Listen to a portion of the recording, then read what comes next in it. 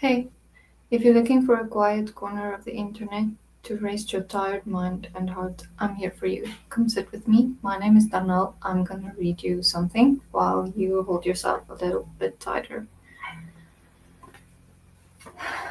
Also hoping, hello. Also hoping that you'll celebrate my exam result with me. Yay! Which I got yesterday. I forgot that I wrote that exam, and I also forgot that I was going to write it.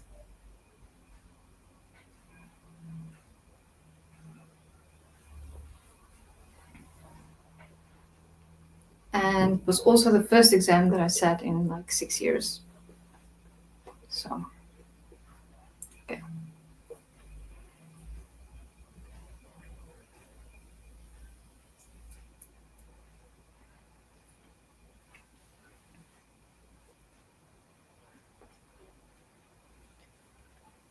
Okay, we're reading from The Secret Garden. Dickon made the stimulating discovery that in the wood in the park outside the garden where Mary had first found him piping to the wild creatures. Is this where I read last?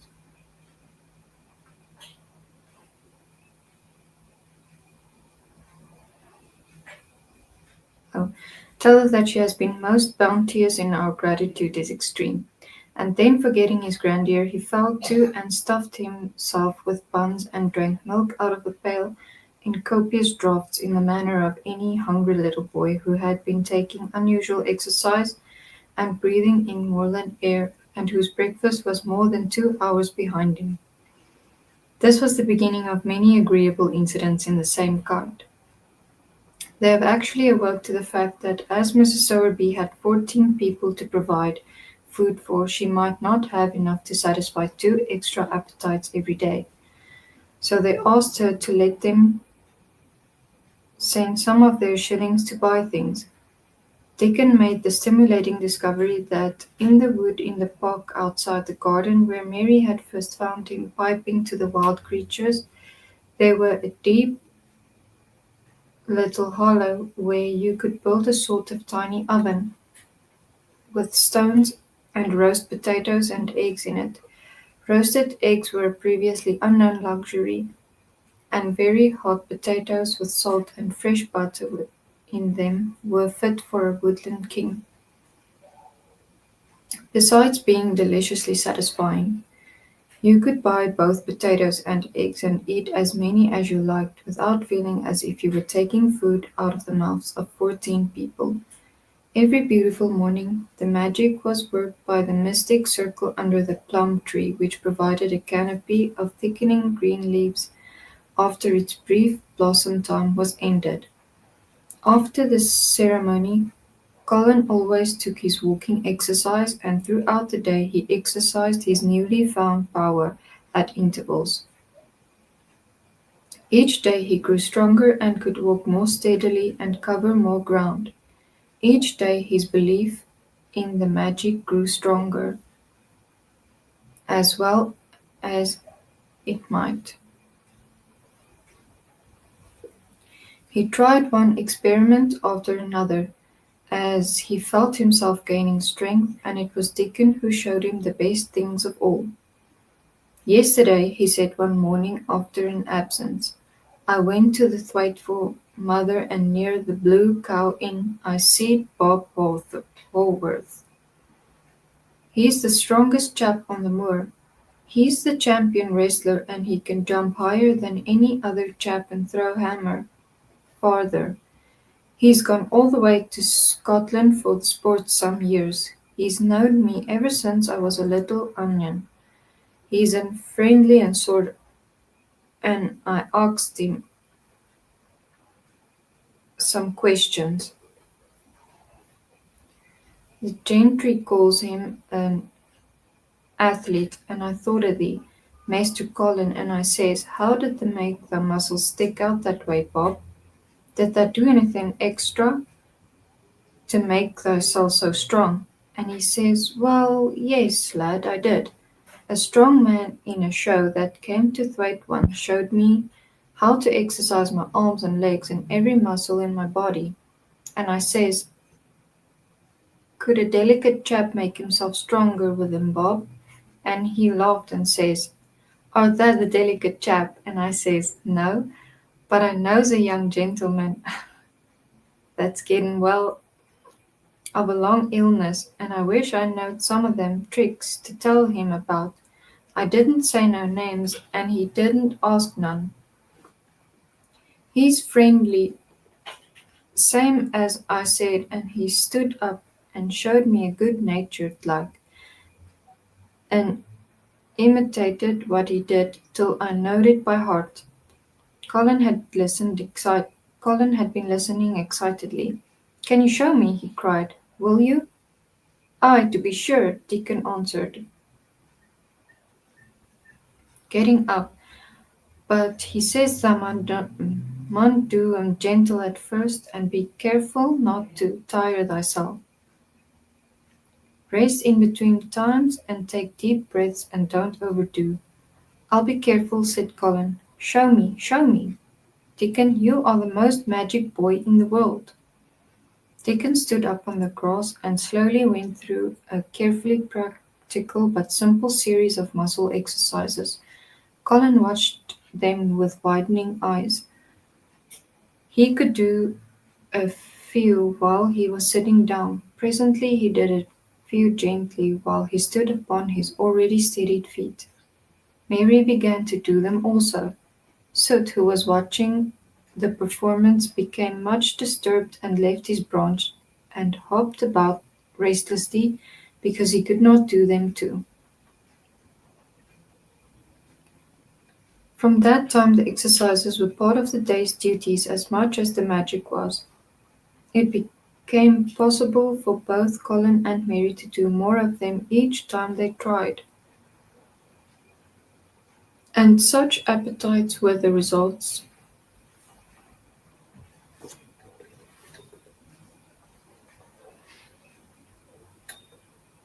that but for the basket Dickon put down behind the bush each morning when he arrived they would have been lost.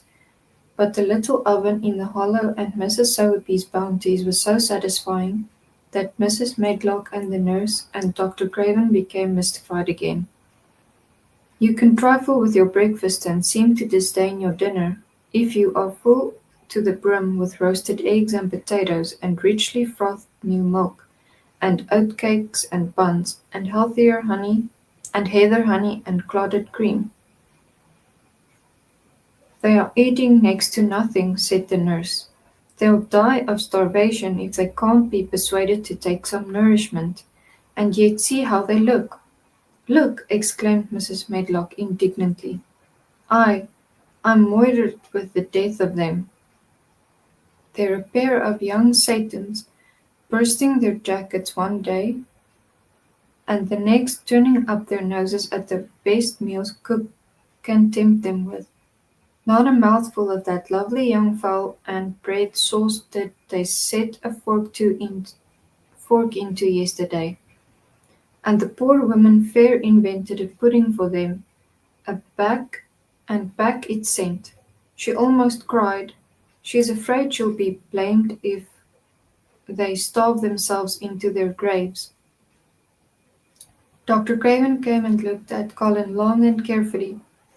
He wore an extremely worried expression when the nurse talked with him and showed him the almost untouched tray of breakfast she had saved for him to look at, but it was ever more worried when he sat down by Colin's sofa and examined him. He had been called to London on business and had not seen the boy for nearly 2 weeks. When young things begin to gain healthy, they gain it rapidly. The waxen tinge had left. Colin's skin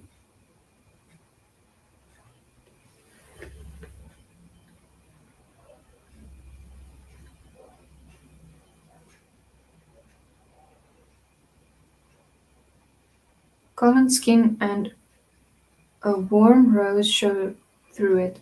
His beautiful eyes were clear and the hollows under them and in his cheeks had temples temples had filled out. His once dark heavy locks had begun to look as if they sprang healthily from his forehead and were soft and warm with life. His lips were fuller and of a normal color. In fact, as an imitation of a boy who was a confirmed invalid, he was a disgraceful sight. Dr. Craven held his chin in his hand and thought him over. "I am sorry to hear that you do not eat anything," he said. "That will not do. You will lose all you have gained, and you have gained amazingly. You ate so well a short time ago."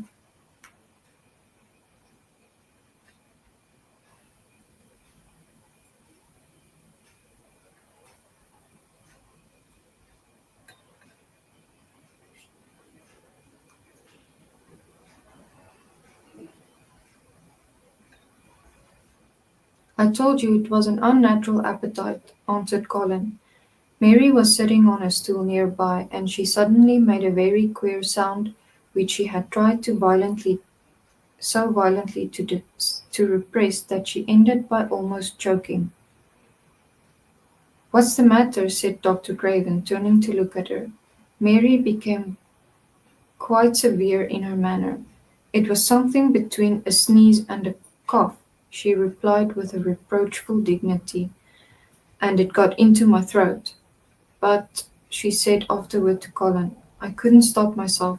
I just burst out because all at once I couldn't help remembering that last big potato you ate and the way your mouth stretched when you bit through that thick lovely crust with jam and clotted cream on it." "Is there any way in which those children can get food secretly?" Dr. Craven inquired of Mrs. Medlock.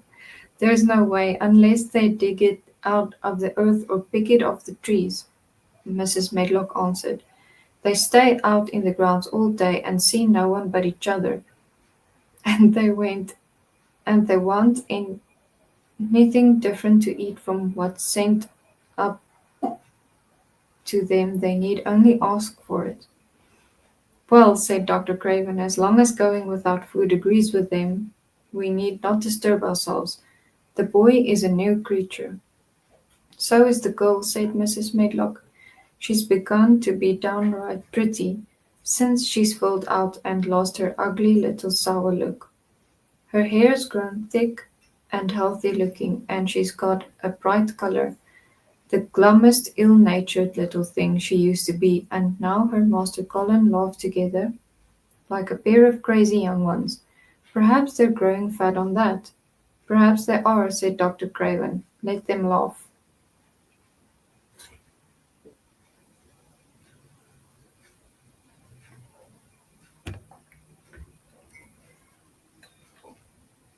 Chapter 15. The Curtain. And the sacred garden bloomed and bloomed, and every morning revealed new miracles. In the robin's nest there were eggs, and the robin's mate sat upon them, keeping them warm with her feathery little breast and careful wings. At first she was very nervous, and the robin himself was indignantly watchful. Even Dickon did not go near the close-grown corner in those days, but waited until by the quiet working of some mysterious spell he seemed to have conveyed to the soul of the little pair that in the garden there was nothing which was not quite like themselves, nothing which did not understand the wonderfulness of what was happening to them, the immense, tender, terrible, heart-breaking beauty and solemnity of eggs.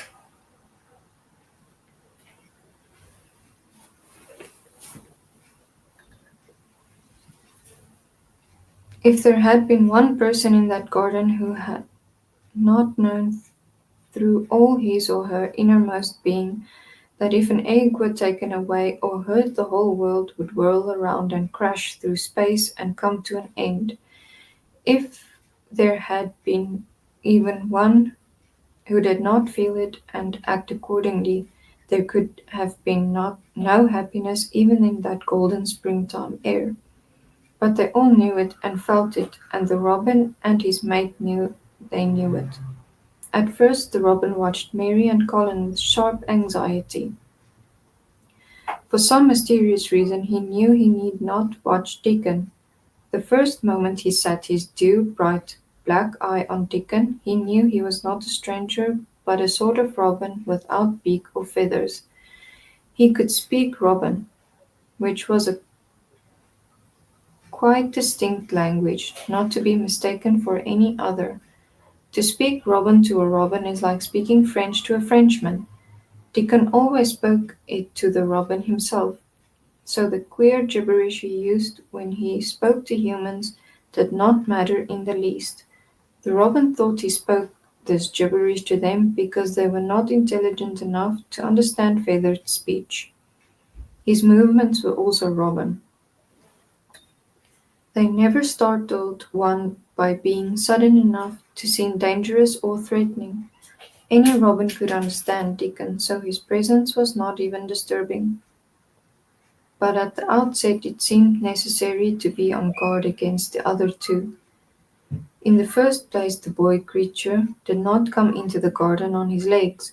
He was pushed in on a thing with wheels, and the skins of wild animals were thrown over him. That in itself was doubtful. Then when he began to stand up and move about, he did it in a queer unaccustomed way that the others seemed to have to help him. The robin used to secrete himself in a bush and watched this anxiously.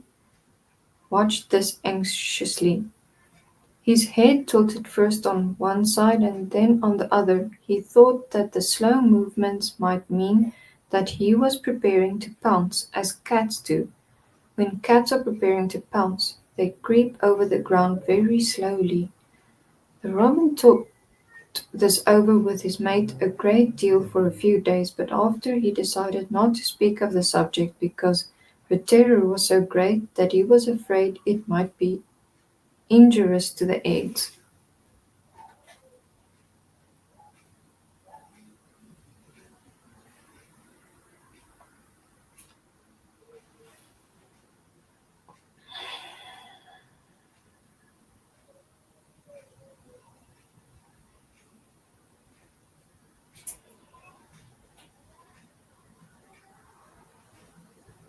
When the boy began to walk by himself and even to move more quickly, it was an immense relief.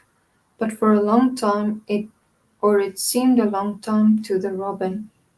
He was a source of some anxiety. He did not act as the other humans did. He seemed very fond of walking, but he had a way of sitting or lying down for a while and then getting up in a disconcerting manner to begin again. One day the robin remembered that when he himself had been made to learn to fly by his parents, he had done much the same sort of thing.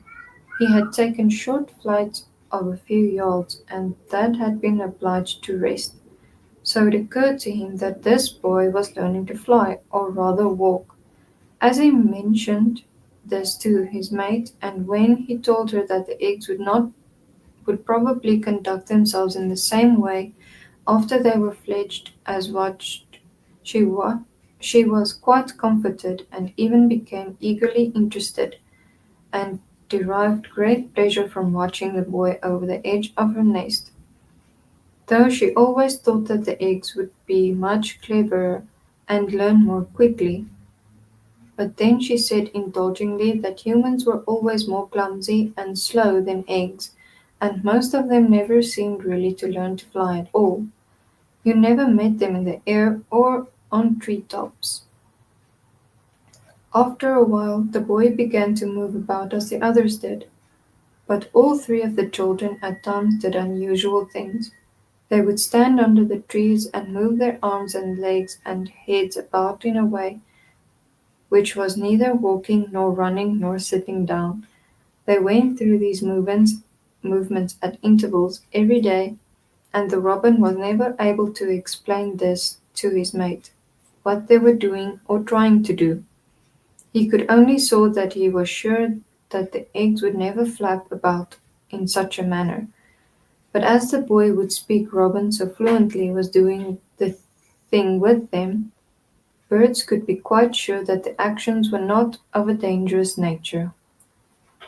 Of course, neither the robin nor his mate had ever heard of the champion wrestler Bob Haworth, and this exercises for making the muscles stand out like lumps. Robins were not like human beings. Their muscles are always exercised from the first, so they develop themselves in a natural manner. If you have to fly about and find every meal you eat, your muscles do not become atrophied. Atrophied means wasted away through want of use. And the boy was walking and running about and digging and weeding like the others. The nest in the corner was brooded over by a great peace and content.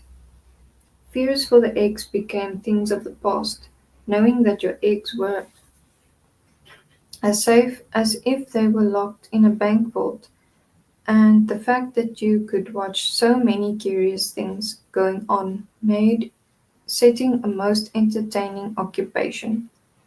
On wet days the egg's mother sometimes felt a little dull because the children did not come into the garden. But even on wet days it could not be said that Mary and Colin were dull.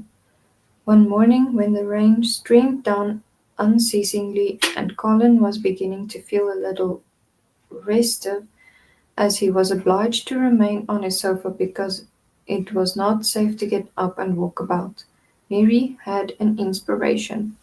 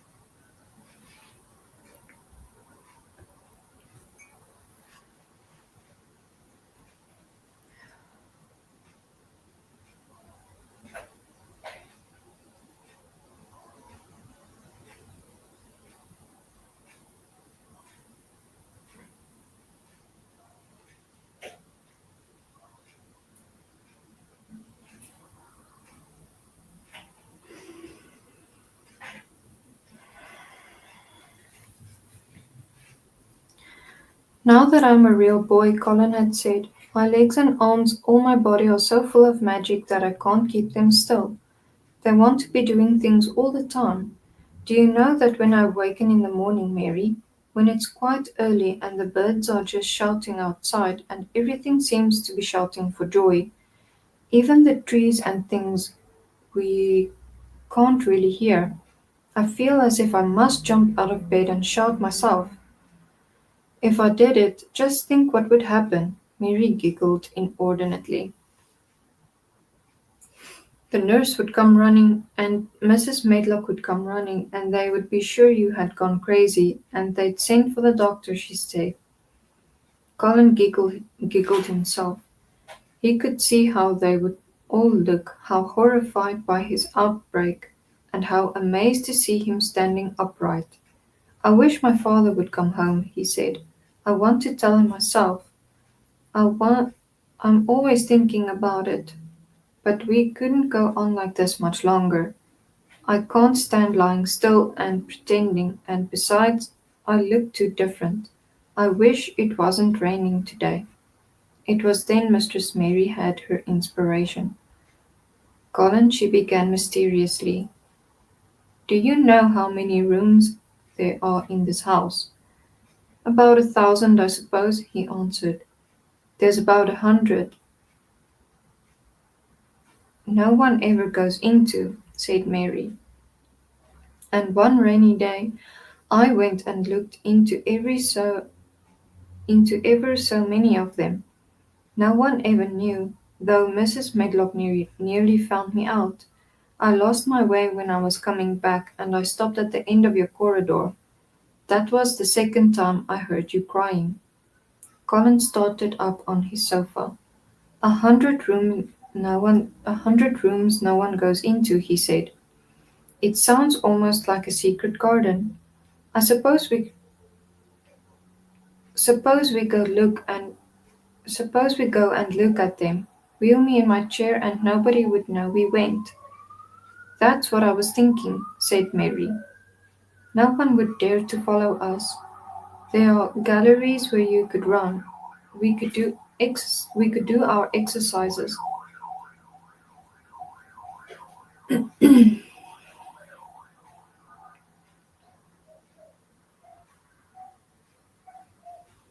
There's a little Indian room where there's a cabinet full of ivory elephants.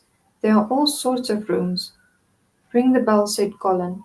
When the nurse came into when the nurse came in, he gave his orders.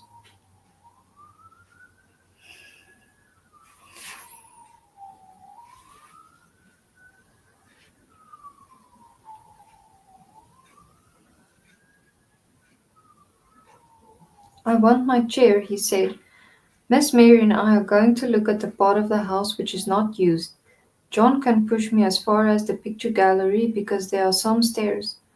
Then he must go away and leave us alone until I send for him again.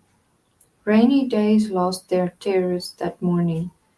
When the footman had wheeled the chair into the picture gallery and left the two together in obedience to orders, Colin and Mary looked at each other delighted. As soon as Mary had made sure that John was really on his way back to his own quarters below stairs, Colin got out of his chair. I'm going to run from one end of the gallery to the other, he said, and then I'm going to jump, and then we will do Bob Holworth's exercises. And they did all these things and many others. They looked at the portraits and found the plain little girl dressed in green brocade and holding the parrot on her finger. All these, said Colin, must be my relations. They lived a long time ago. That parrot one, I believe, is one of my great aunts. She looks rather like you, Mary. Not as you look now, but as you looked when you came here. Now you are a great deal fatter and better looking. So are you, said Mary, and they both laughed. They went to the Indian room and amused themselves with the ivory elephants. They found the rose-colored brocade boudoir, and in the hole in the cushion the mouse had left. But the mice had grown up and run away, and the hole was empty. They saw more rooms and made more discoveries than Mary had made on her first pilgrimage. They found new corridors and corners and flights of steps and old pictures they liked and weird old things they did not know the use of. It was a curiously entertaining morning, and the feeling of wandering about in the same house with other people, but at the same time feeling as if one were miles away from the other, was a fascinating thing. I'm glad we came, Colin said. I never knew I lived in such a big, queer old place. I like it. I will ramble about every rainy day.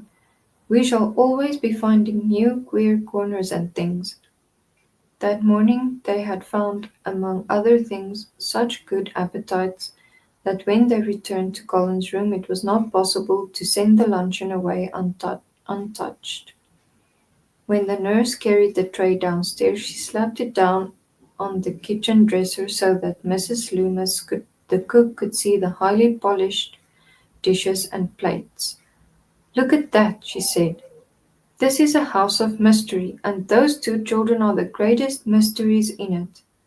"If they keep that up every day," said the strong young footman John, "there'd be small wonder what the that he weighs twice as much today as he did a month ago.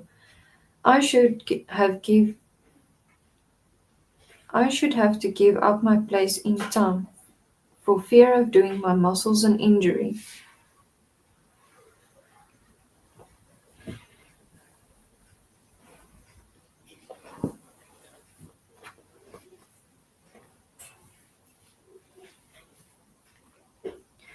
That afternoon, Mary noticed that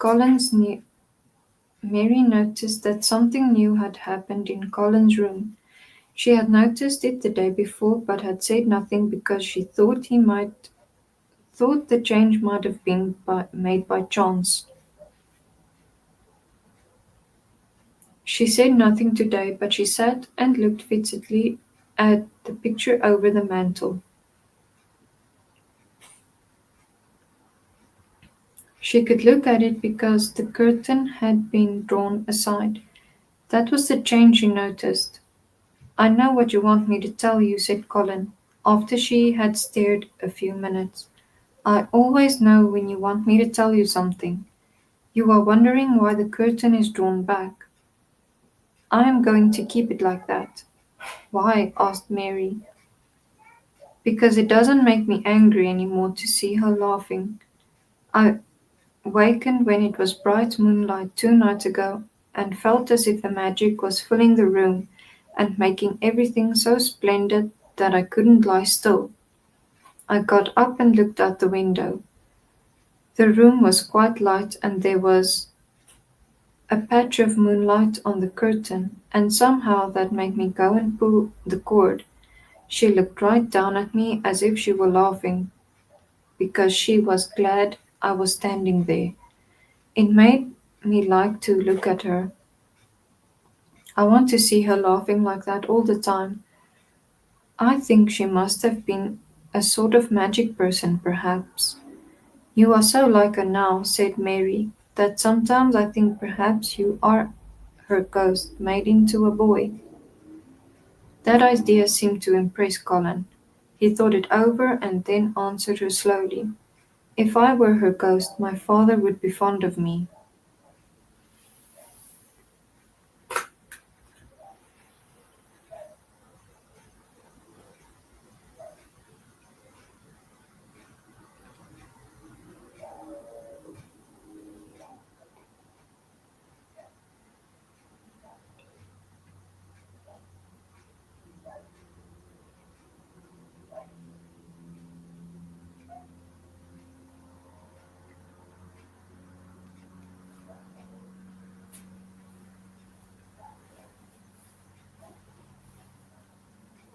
"Do you want him to be fond of you?" inquired Mary. "I used to hate it because he was not fond of me. If he grew fond of me, I think I should tell him about the magic. It might make him more cheerful." Chapter 16. Its Mother. Their belief in the magic was an abiding thing. After the morning's incantations, Colin sometimes gave them magic lectures. "I like to do it," he explained, "because when I grow up and make great scientific discoveries, I shall be obliged to lecture about them. And so this is practice. I can only give short lectures now because I'm very young, and besides, Ben Weatherstaff would feel as if he were in church and he would go to sleep." "The best thing about lecturing," said Ben, "is that a chap can get up and say what he pleases and no other chap can answer him back. I wouldn't be agin lecturing a bit myself sometimes." But when Colin had forth under his tree, old Ben fixed devouring eyes on him and kept them there. He looked him over with critical affection. It was not so much the lecture which interested him as his legs, which looked straighter and stronger each day, the boyish head which held himself so well, the once sharp chin and hollow cheeks which had filled and rounded out, and the eyes which had begun to hold the light he remembered in another pair. Sometimes, when Colin felt Ben's earnest gaze meant that he was much impressed, he wondered what he was reflecting on, and once he had seemed quite entranced. He questioned him.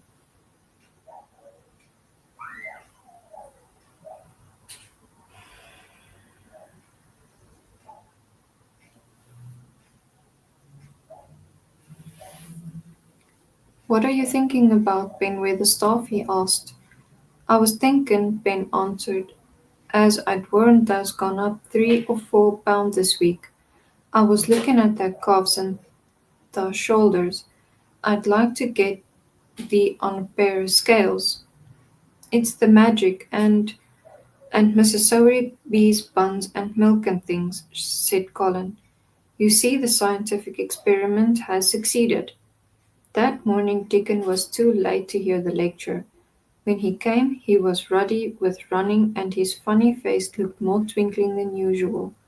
As they had a good deal of weeding to do after the rains, they fell to work. They always had plenty to do after a warm, deep sinking rain. The moisture, which was good for the flowers, was also good for the weeds, which thrust up tiny blades of grass and points of leaves which must be pulled up before their roots took too firm hold. Colin was good at weeding as any one in these days, and he could lecture while he was doing it. The magic works best when you work yourself, he said this morning. You can feel it in your bones and muscles. I am going to read books about bones and muscles, but I am going to write a book about magic.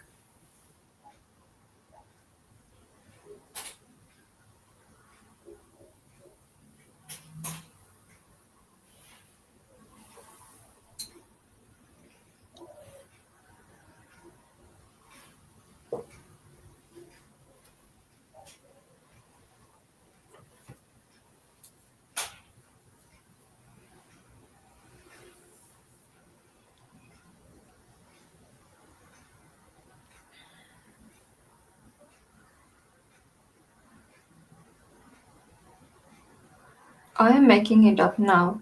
I keep finding out things.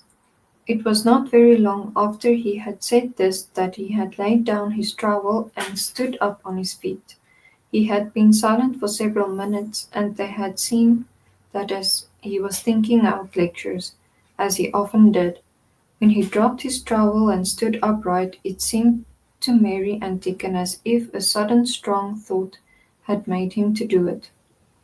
He stretched himself out to his tallest height, and he threw out his arms exultantly. Colour glowed in his face, and his strange eyes widened with joyfulness. All at once he had realized something to the full. "Mary! Dickon!"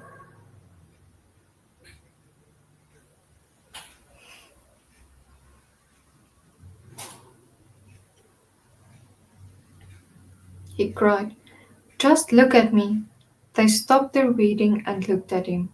"Do you remember that first morning you brought me in here?" he demanded. Dickon was looking at him very hard. Being an animal charmer, he could see more things than most people could, and many of them were things he never talked about. He saw one of he saw some of them now in this boy. "Aye, that we do," he answered. Mary looked hard too, but she said nothing. "Just this minute," said Colin. "All at once I remembered it myself, when I looked at my hand digging with the trowel, and I had to stand up on my feet to see if it was real. And it is real. I'm well.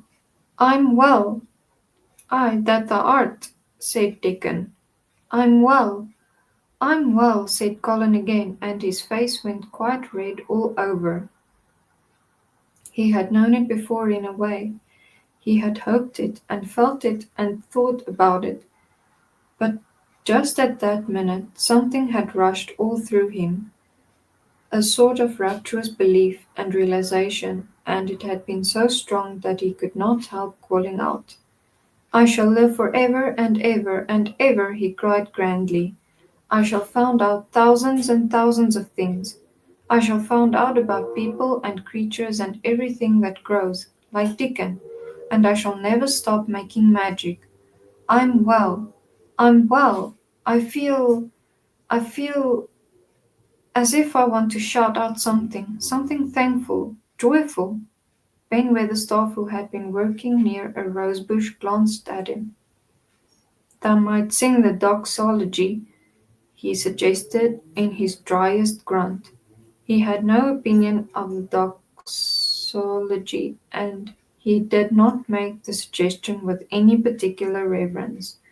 But Colin was of an exploring mind, and he knew nothing about the doxology. "What is that?" he inquired. "Deacon can sing it for thee, I'll warrant," replied Ben Weatherstaff. Deacon answered with his all-perceiving animal charmer smile. "They sing it in church," he said. "Mother says she believes the skylarks sing it when they gets up in the morning." "If she says that, it must be a nice song," Colin answered. "I've never been in a church myself. I was always too ill. Sing it, Dickon, I want to hear it." Dickon was quite simple and unaffected about it. He understood what Colin felt better than Colin did himself. He understood by a sort of instinct.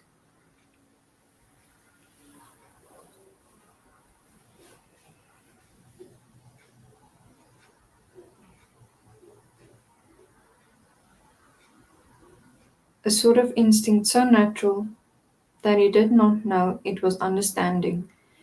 He pulled off his cap and looked round, still smiling.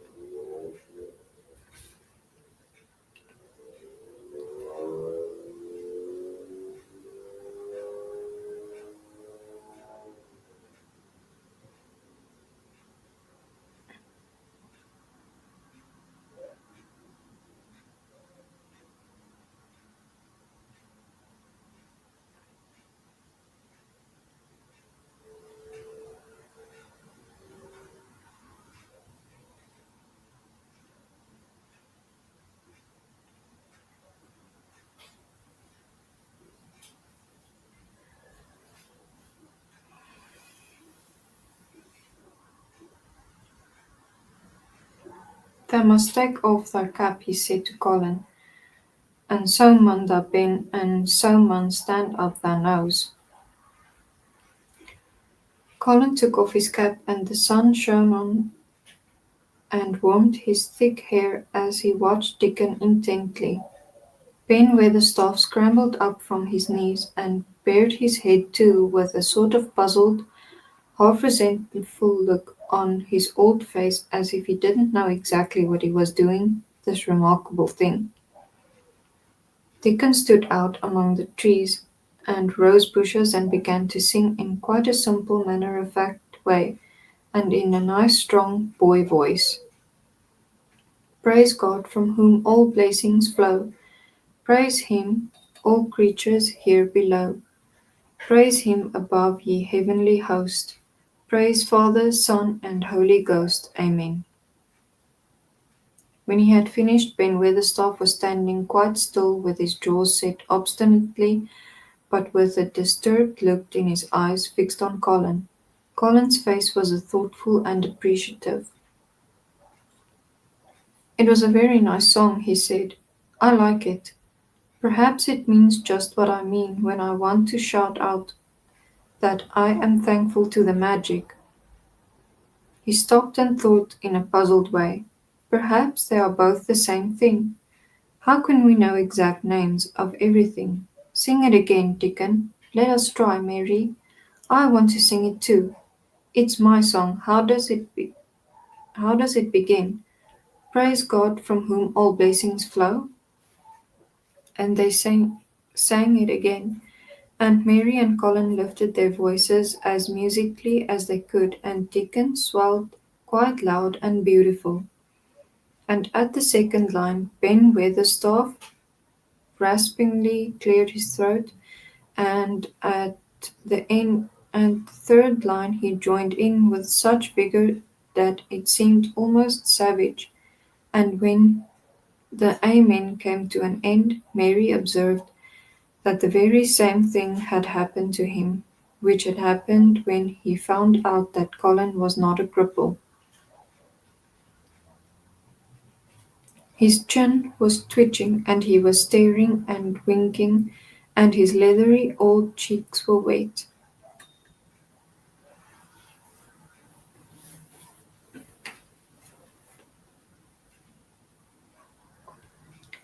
It never seemed no sense in the doxology of four, he said hoarsely, but I may change my mind in time.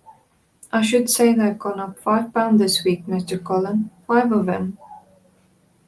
Colin was looking across the garden at something attracting his attention, and his expression had become a startled one.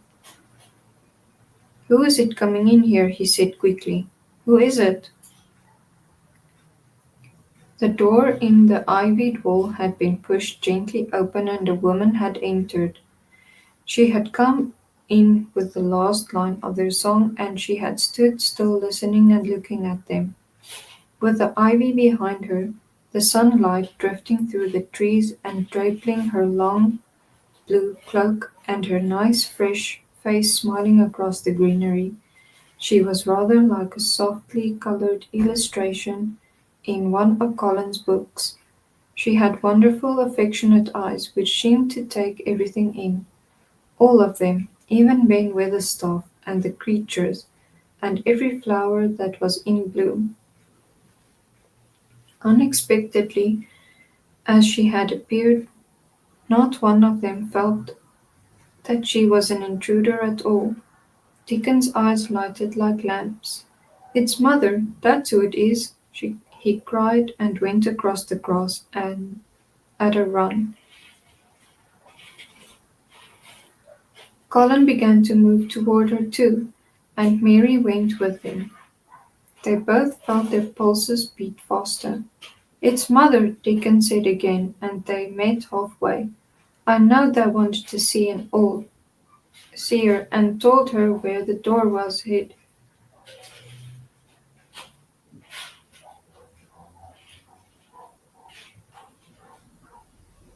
Colin held out his hand with a sort of flushed royal shyness, but his eyes quite devoured her face. "Even when I was ill I wanted to see you," he said.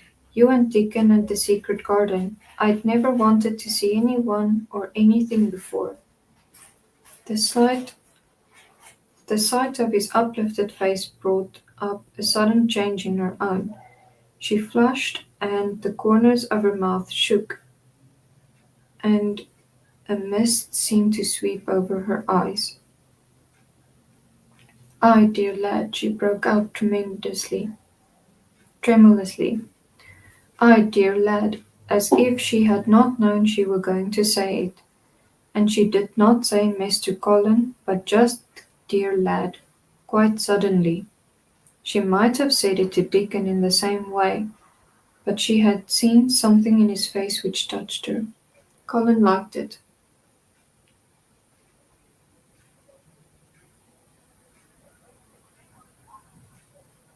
"Are you surprised because I am so well?" he asked. She put her hand on his shoulder and smiled the mist out of her eyes. "Ay, that I am," she said, "but thou'rt so like thy mother thou made my heart jump." "Do you think," said Colin a little awkwardly, "that will make my father like me?" "Ay, for sure, dear lad," she answered, and she gave his shoulder a soft quick pat. "He mun come home, he mun come home." "Susan Sowerby," said Ben with the staff getting close to her, "look at the lad's legs. Wilt thou? They was like drumsticks. I stocken 'em month ago, and I heard folk tell as they was bandy and knock-kneed. both at the same time. Look at him now. Susan Sowerby laughed a comfortable laugh. They're going to be fine and strong, lad's legs in a bit, she said. Let him go on playing and working in the garden and eating hearty and drinking plenty of good sweet milk, and there'll not be a finer pair of Yorkshire, thank God for it. She put both hands on Mistress Mary's shoulders and looked her little face over in a motherly fashion. And there too, she said, thou'rt grown near as hearty as our Elizabeth. Ellen, I'll warrant thou like our mother too. Our Martha told me as Mrs. Medlock heard she was a pretty woman. Thou'lt be like a blush rose when thou grows up, my little lass, bless thee. She did not mention that when Martha came home on her day out, and described the plain, sallow child, she had said that she had no confidence whatever in what Mrs. Medlock had heard.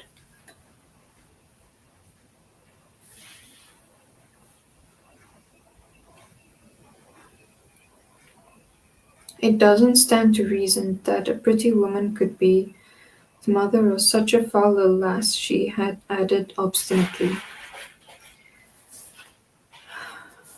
Mary had not time to pay much attention to her changing face.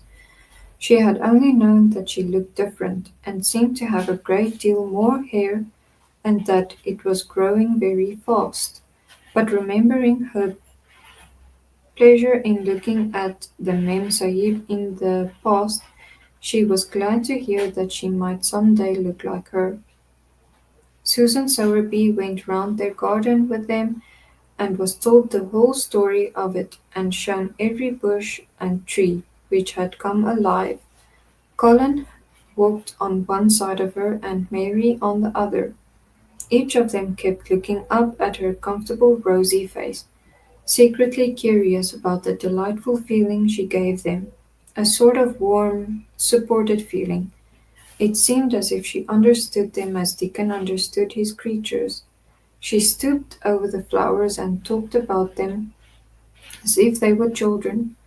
Soot followed her, and once or twice cawed at her and flew upon her shoulders as if it were Dickens. When they told her about the robin and the first flight of the young ones, she laughed a motherly little mellow laugh in her throat. I suppose learning them to fly is like learning children to walk, but I'm feared I should be all in a worrit if mine had wings instead of legs, she said. It was because she seemed such a wonderful woman in her nice moorland cottage way that at last she was told about the magic. Do you believe in magic? Asked Colin, after he had explained about Indian fakers. I do hope I do. I do hope you do. That I do, lad, she answered. I never knowed it by name, but what does the name matter?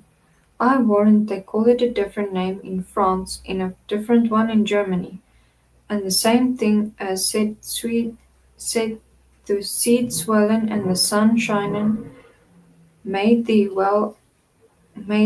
well lad, and it's the good thing.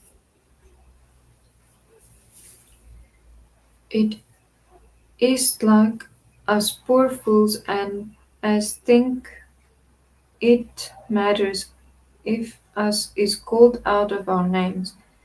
The big good thing doesn't stop it were it, bless thee. It goes on making worlds by the million worlds like us. Never stop believing in the good big thing and knowing the world's full of it, and call it what thou likes. The words singing to it when I come into the garden. I felt so joyful, said Colin, opening his beautiful strange eyes at her. Suddenly I felt how different I was, how strong my arms and legs were, and how I could dig and stand, and I jumped up and walked to shout out something and any to anything that would listen.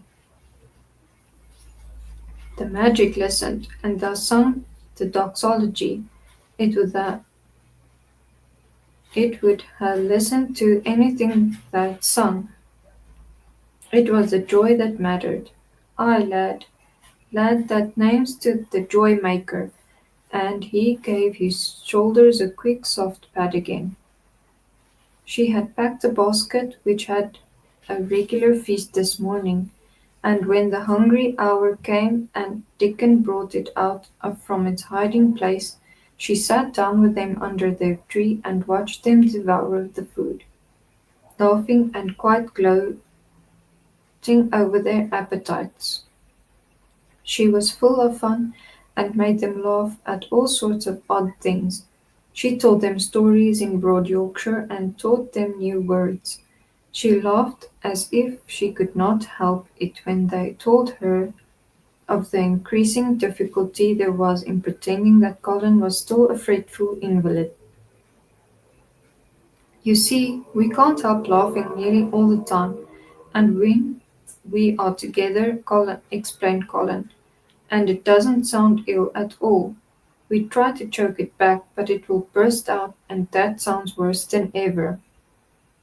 There's one thing that comes into my mind so often, said Mary, and I can scarcely ever hold in when I think of it suddenly. I keep thinking, suppose Colin's face should get to look like a full moon. It isn't like one yet, but he gets a tiny bit fatter every day. And suppose some morning it should look like one. What should we do? Bless us all, I can see thou has a good bit of play acting to do, said Susan Sowerby, but thou won't have to keep it up much longer. Mr. Craven'll come home. Do you think he will? Asked Colin in. Why? Susan Sowerby chuckled softly. I suppose it'd nigh break Tiny heart if he found out before thou told him in thy own way, she said. Thou's laid awake nights planning it. I couldn't bear anyone else to tell him, said Colin. I think about different ways every day. I think now just I want to run into his room. That he'd fine start that'd be a fine start for him, said Susan Sowerby. I'd like to see his face, lad. I would that. He mun come back. That he mun.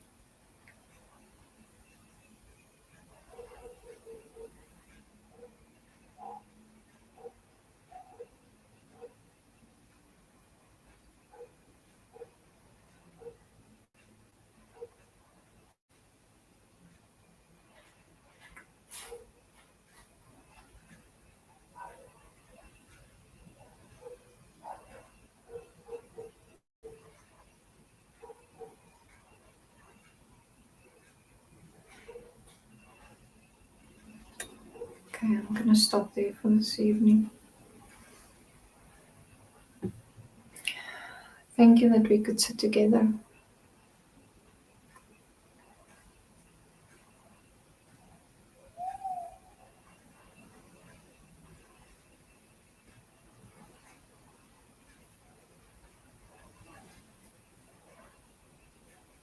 Thank you.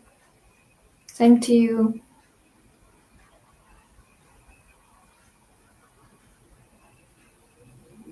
If you need me again, I'll be back soon. Good night.